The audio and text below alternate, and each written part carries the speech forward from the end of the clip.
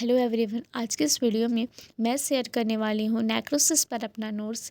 ये नोट्स आपके CSR net के लिए सभी सेमेस्टर स्टूडेंट सेमेस्टर एग्ज़ाम के लिए काफ़ी इंपॉर्टेंट है। साथ ही साथ उन सभी स्टूडेंट के लिए इंपॉर्टेंट है जो लाइफ साइंस के स्टूडेंट हैं या फिर बायोलॉजी के स्टूडेंट हैं। ये जो नेक्रोसिस है वो बायोलॉजी का इम्पॉर्टेंट टॉपिक है। तो चलिए देर ना करते हुए हम स्टार्ट करते हैं। कौन कौन से ऐसे पॉइंट्स हैं जो आपके लिए इम्पोर्टेंट है, साथ ही साथ क्या क्या कवर किया गया है इस टॉपिक में, ये देखते हैं। प्रोसेस के बारे में बताया गया है कि हर जीव की सेल्स एक निश्चित जीवन काल के बाद मरती है। कभी कभी यह मृत्यु एक संगठित या ऑर्गेनाइज्ड प्रक्रिया होती है, जैसे एपोप्टोसिस। लेकिन इस कई बार कोशिकाएं जो है कई सेल बाहरी इंजरी या इन्फेक्शंस या ऑक्सीजन की कमी के कारण अनियंत्रित रूप से मर जाती हैं। इसे कहा जाता है नेक्रोसिस। नेक्रोसिस के बारे में यहाँ पे डेफिनेशंस दिया गया है, उसकी परिभाषा शॉर्ट सिंपल रूप में। और यहाँ पे इंपॉर्टेंट जो कीवर्ड हैं वो हाईलाइटेड हैं ताकि आपको इजीली समझ में आ जाए। फिर आता है कि फीचर्स, इसकी मुख्य विशेषताएं क्या होती है। पहला आता है अनकंट्रोल्ड प्रोसेस है। सेकेंड है एक्सटर्नल कॉसेस। फिर थर्ड आता है cell swelling and ruptures. And fourth आता है लीकेज ऑफ द कंटेंट। फिर आता है इन्फ्लामेशंस, जिसे सूजन कहा जाता है। एंड ये सारे शॉर्ट रूप में एक्सप्लेन है। सिंपल वर्ड्स में कहें तो necrosis is equal to accidental मेजी सेल डेथ।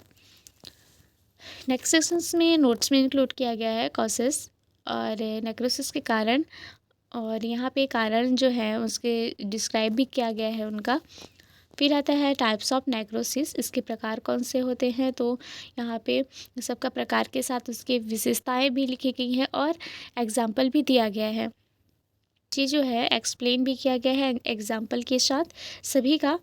एंड ये जो नोट्स है वो काफ़ी इंपॉर्टेंट है जब आप एग्ज़ाम की तैयारी में हो, जबकि आपके पास कम भी टाइम हो, तो ये इस नोट से आप तैयारी आपकी बेस्ट होगी, अदर बुक की ज़रूरत भी नहीं पड़ेगी। तो देखते हैं नेक्स्ट सेशन में हम। नेक्स्ट आता है मॉर्फोलॉजिकल चेंजेस नेक्रोसिस। तो कई परिवर्तन यहाँ पे दिए गए हैं और इसके रिजल्ट के साथ एक्सप्लेन किया गया है। फिर आता है बायोकेमिकल चेंजेस, रासायनिक परिवर्तन। पहला आता है एटीपी की कमी से क्या होता है, साथ ही साथ इन्फ्लामेशंस इन नेक्रोसिस।